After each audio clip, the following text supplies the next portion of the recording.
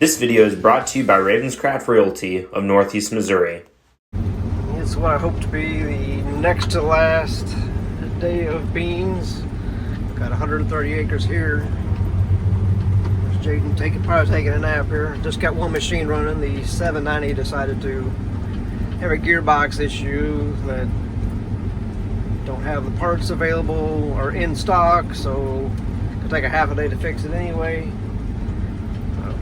Given what we had left, easier just to go park it and we'll work on it later.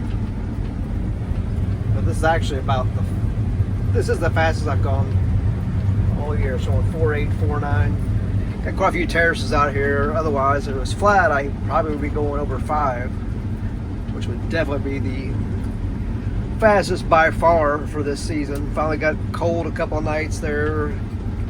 Finally got what little green might have been left in them sapped out of them. Leaves all fell off for the most part. And you got this field and one more closer to side shickers, then we'll get back to corn and try to get stuff wrapped up here next couple weeks, we hope. Thursday the 6th, finally last of the beans, just between here and Highway 24. 5, 6, 7 acres left. Get these done. Oil change the feed exerter belt, check everything out on this combine, and get back on the corn tomorrow. We finished up with cutting beans 2 days ago here just north of the sale barn. But this combine, well, if you recall the last video, I had a problem with a belt that had broken. Well, it was a clean grain elevator, or not the elevator gearbox, but the bubble up auger gearbox that runs the clean grain elevator chain and all that fun stuff. So I spent half the next day working on it, replacing the belt, which really wasn't that hard. I just didn't know how to do it yet. Got it all replaced and went 20 feet and then it was broken again. So gonna have to put a gearbox in this combine at some point here. But this morning, I'm just kicking a bunch of stuff off the tailboard of this combine. This one has always been bad about stuff getting back here. And then we're going to park it in the new shed and go drive truck for the rest of the day. The fellows that rent the duck pond over there, they got a 40-30 running a PTO pump. And man, looks like that doggone thing is going to catch on fire. We are back on corn. It's Saturday, down here at the bottom in a 3/4 mile long field, something like that, which sounds great, other than Jaden has a long way to go to get to a truck. And well, my camera went away. I'm basically sitting here full, auger's out. He's only got the truck about half loaded, so this field is great for working ground, planting, whatever, but harvest time it is a little bit more of a challenge because it's almost too long.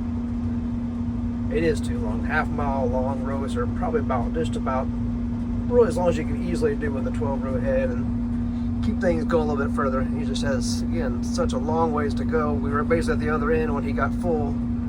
He had to drive all the way around, and meanwhile, I'm cruising right along, and I'm filling him up too fast. Oh well, we'll get her. Dad called me about 5 minutes ago and told me to come get the backhoe. Apparently there's a tree that's falling down and is making it to where we can't get the pivot moved.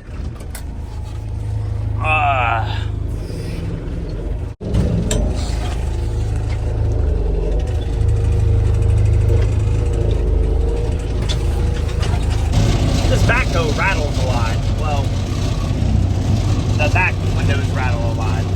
But hopefully this doesn't take too long to push out. Additionally, the rattling stopped. It's starting to sprinkle, and it's likely going to rain. I mean, I could see there's lower visibility to the north. Like, I can't quite see BASF as clearly as I should. The ground that this swamp sits on is very, very low, and you can only really mow it and not, cause problems if you're 2 weeks into a month-long drought or the bay's really low. But since I'm the pump house operator, I can make the bay low if I would like, as long as that's okay with the board. The board of directors, that is. Judging by the greenness of the leaves on this willow tree, I'd say that it broke off and became in the field pretty recently. Ooh.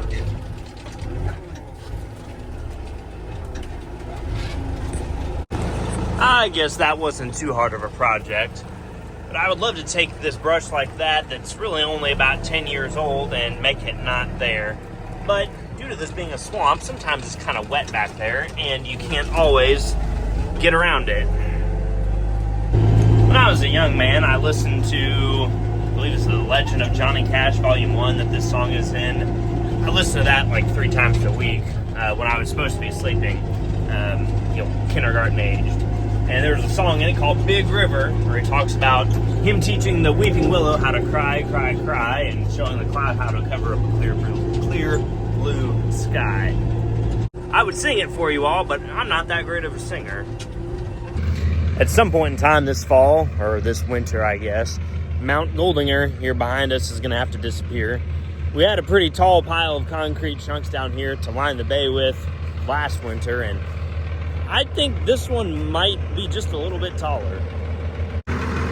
Man, when I think about what I was driving this time last year, which was a Freightliner Columbia with a 10-speed and a 12.7 Series 60 Detroit, I'm pretty grateful for this. This is pretty awesome. It doesn't make my back hurt every day. But the 12.7 Detroit, man, it sounded really, really nice.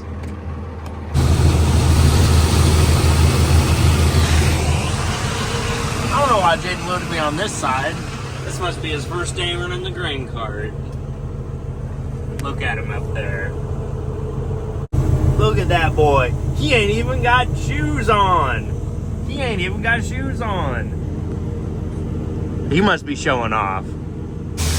This corn is going to our bins right here by my house. We got bin number 4. It's full already. I don't know. I could put probably another half load in it. And we're working on filling bin 5 now. But yesterday I ran into a small problem with bin 5. So typically the last guy in the bin after cleaning it out, you close all 4 of these little doors. However, only the bottom one was closed and the top 2 were all open. So once we put enough corn in to where it was right here, then some of the rest of that corn, it came out. Had about 10 or so bushels on the ground. It really didn't take that long to clean up. But now for future reference, I will always be just opening that door, just a quick 2-second check, just to make sure I don't have to shovel with a scoop shovel again.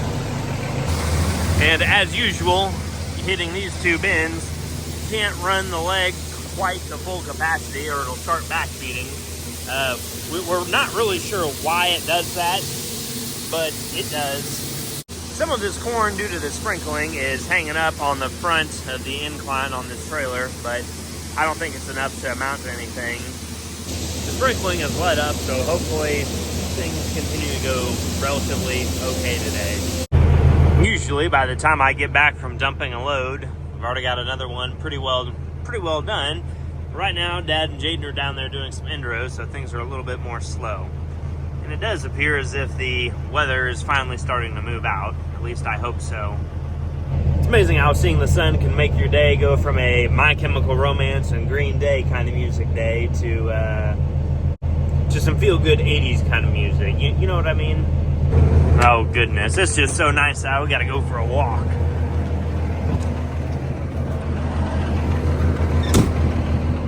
These must be the magical rays of sunshine that come down when you're feeling blue that Bobby Boucher referenced in the documentary about Florida football called The Water Boy.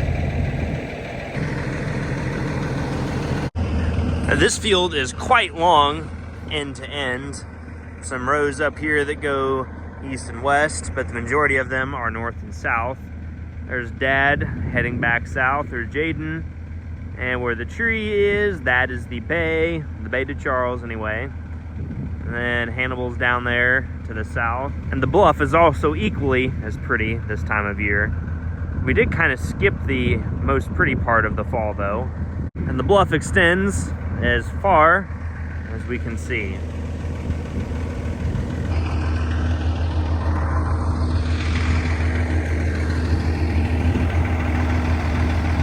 The spreader stopped working on bin 5 here, and I guess that it has reached its holding capacity because there's now a few bushels on the ground. That is just how it goes. I'm going to switch the distributor over here to bin 3, and then we're going to do a bat tomorrow. Sometimes this pedal thing really doesn't move. You have to give it a little persuasion. Alright, bin 3. No problem, right? And if you're wondering, yes, I did open this door and check to make sure that all the little doors were closed before I started filling it. There are some other problems down here at the grain bins.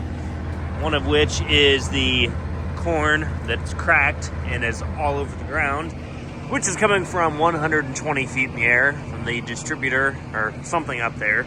Had a problem with that earlier this year, and Dad fixed it. I don't know what he did, but he fixed it.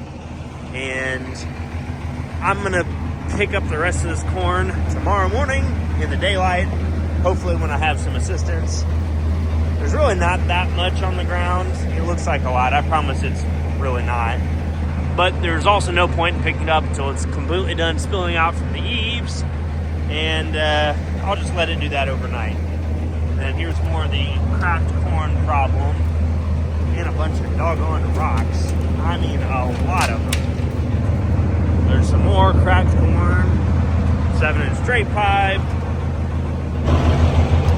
Yay. This whole year, 2025, has been one of those days. It's been a very long day, the longest day of my life.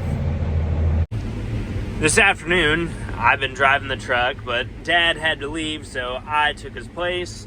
Just been rolling with one truck. Of course, we're in the short rows now. Well, actually, these rows are quite long. So yeah, like about 3/4 of a mile long to be precise. But we've only got this pass and then one more right there, and got to pick up around some risers. Then we'll be done with this field. We call this the huge field because it's a huge field, 215 acres to be precise. And usually this isn't like the best ground on the bottom, but it's not the worst stuff either. It's just gumbo. That's why the corn looks kind of short, gumbo corn. And then up there on the other side of the pivot is where I had to push the tree out with the backhoe yesterday. And that body of water is Heather Bay, and then Bay to Charles is over there on the other side of the field.